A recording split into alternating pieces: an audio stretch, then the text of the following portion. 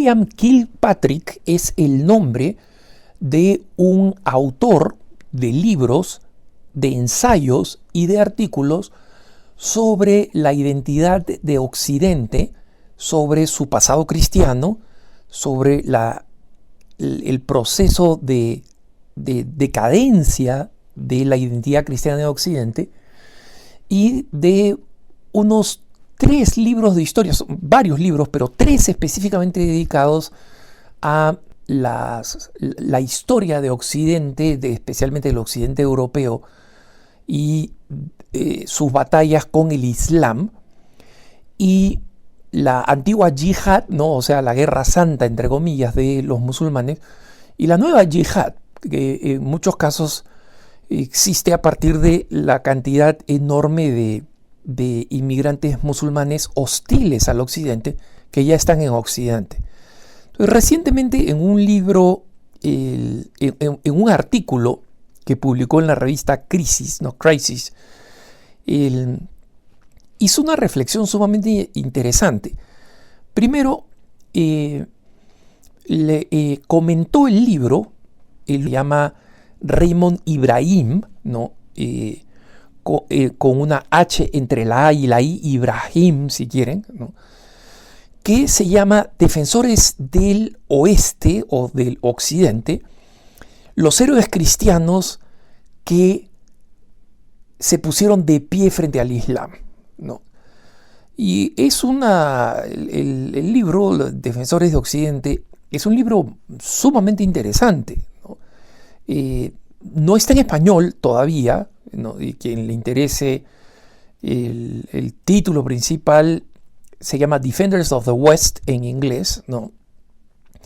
Y el autor, otra vez digo, se llama Raymond Ibrahim, ¿no? Con una H entre con B grande, con B de burro, B labial, y con una H entre la A y la I.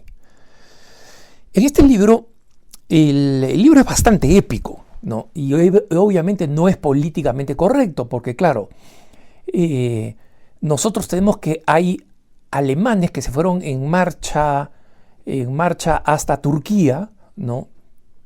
Con remeras y con camisetas diciendo me avergüenzo y pido perdón por las cruzadas, ¿no? Y no voy a hacer una defensa así ciega de las cruzadas.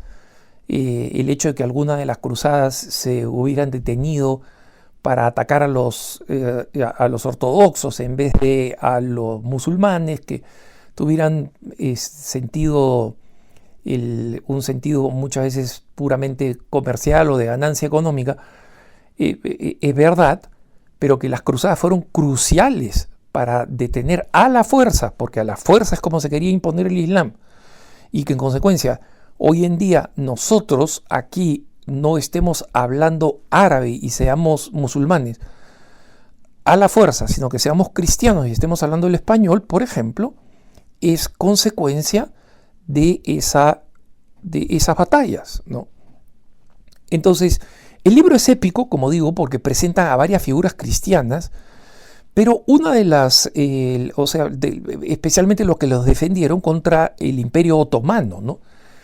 Y hay algunas escenas de las batallas, de estas batallas enormes, porque el Imperio Otomano, digamos, para una de sus batallas más grandes, movió cientos de miles de hombres para tomar Viena, ¿no? La gran batalla de Viena que termina ganando el Occidente gracias al príncipe Sobieski, ¿no? El príncipe polaco, Jan Sobieski.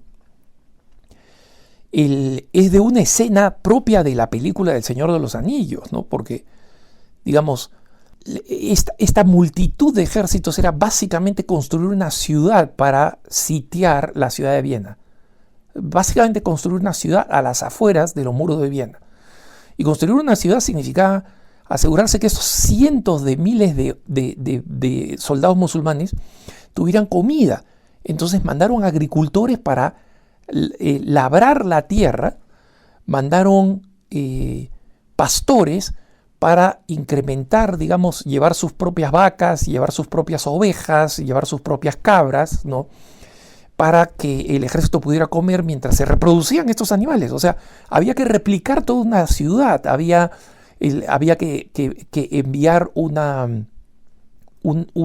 básicamente una ciudad de reparadores y constructores y productores de flechas, de espadas, porque digamos, en una guerra las flechas se acaban, como se acaban las balas, pues en una guerra moderna, ¿no? Las flechas se acaban y las flechas son más trabajosas de hacer que las balas hoy en día, ¿no? Entonces estaban agentes bancarios, porque había que pagarle a estos soldados, pagarles en oro. Había personas que iban ahí con gran cantidad de oro, cuidada por las tropas favoritas del sultán, y ellos tenían que ir acuñando las monedas. O sea, imagínense la operación que era esto, y los ataques masivos de varias de las batallas que se realizaron, ¿no? Realmente escenas de El Señor de los Anillos, para que creen que eso era completamente, pues, imaginario, ¿no? Y imposible de replicar, solo era cuestión de la imaginación. Pero una de las batallas o mejor dicho, uno de los episodios más sorprendentes y más importantes, porque fueron varias batallas, era el de la rebelión de uno de los grandes genízaros, ¿no? Y vayamos a qué cosa es un genízaro, ¿no? Es uno de los capítulos en los que se detiene Raymond Ibrahim, para explicar una de las prácticas más perversas de los mohametanos o de los turcos o de los musulmanes, ¿no? El sistema del sistema de genízaros consistía en lo siguiente. En todas las regiones que habían sido en todas las regiones cristianas en Europa que habían sido conquistadas por los turcos, y acá estamos hablando de los Balcanes, o sea, lo que ahora es Serbia, Herzegovina, Macedonia del Norte, Kosovo, etc., que eran regiones cristianas, aunque ellos habían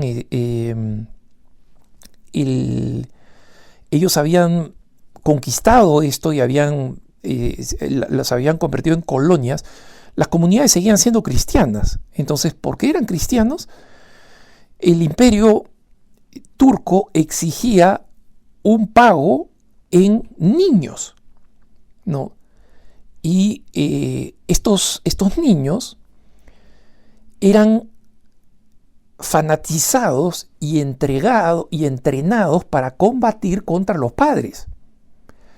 Y eran entrenados con unas habilidades, no solamente con habilidades extremadamente superiores, o sea, los cuerpos de los genízaros eran la élite, digamos así, los marines, si quieren ustedes, de la realidad, digamos, del militar musulmana turca, ¿no? Del Imperio Otomano específicamente, sino que además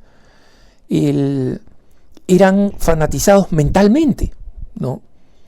Y la razón por la que Kilpatrick se detiene en este capítulo de Defensores de Occidente es porque él dice: ¿hasta qué punto hoy en día nosotros no estamos viviendo un nuevo sistema de genízaros, ¿no?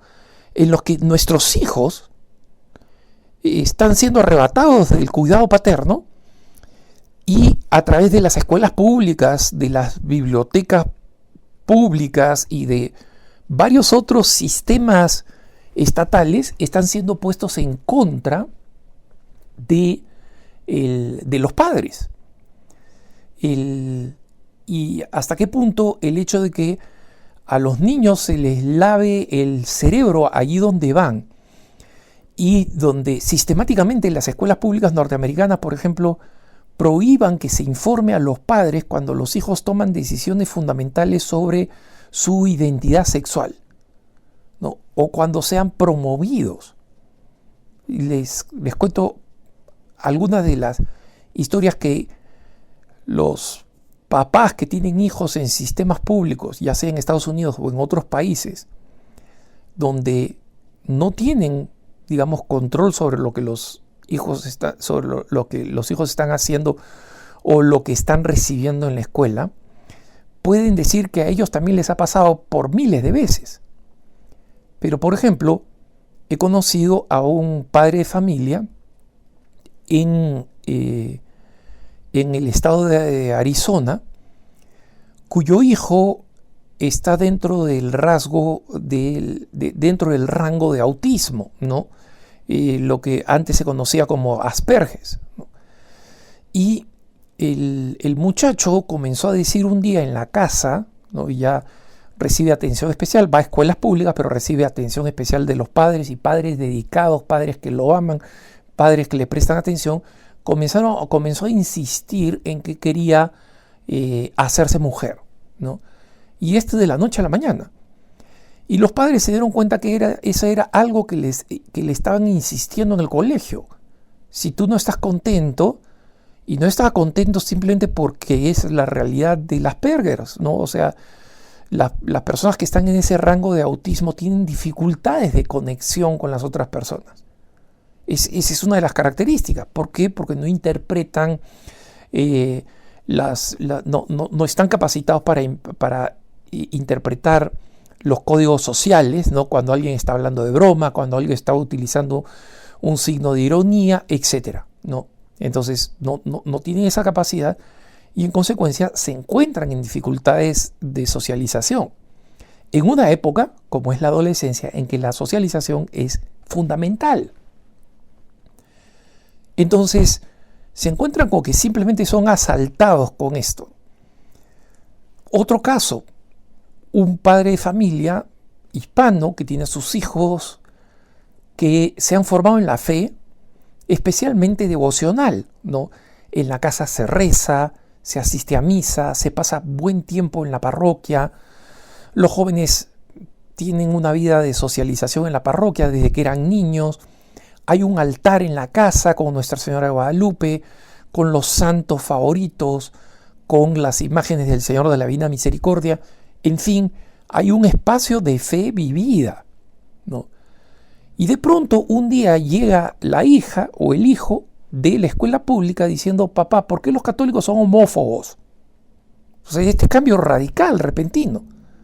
A los hijos los han vuelto en genízaros, solo que ya no del Islam, sino de la nueva ideología y la nueva religión, entre comillas, secular, que ha sido convertida en una arma contra los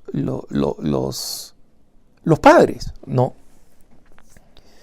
Y Kilpatrick se detiene en un capítulo dedicado a un famoso héroe de origen albanés, ¿no? de Albania, de la región de Albania, que fue tomado rehén, como era con todos los genízaros, desde niño, ¿no? Se le lavaba el cerebro, se los hacía más fanáticos en el Islam que los mismos musulmanes, que habían nacido musulmanes, y que era mítico por sus habilidades militares, y era conocido con el nombre de Skanderbeg. Y resulta que Skanderbeg, cuyo nombre original era George Castriotti, cuando lo mandan a castigar, digamos, a una rebelión cristiana en Albania, llega y recuerda, ¿no?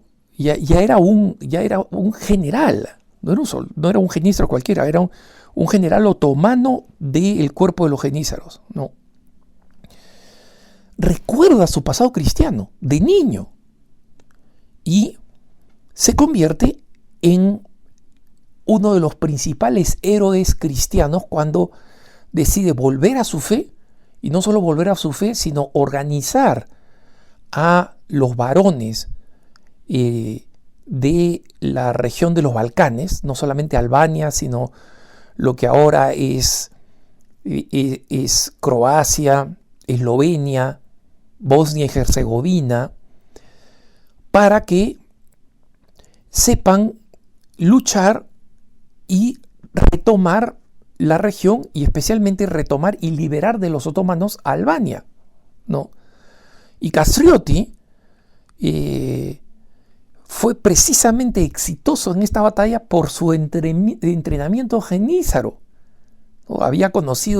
Conocía desde dentro cómo combatir en el imperio, cómo se organizaban las tropas, cómo se organizaban los ataques, y en consecuencia podía, con un ejército mucho menor numéricamente, pero conocedor de las estrategias genízaras, combatir y lograr la independencia, de la recuperación de la autonomía de Albania, ¿no?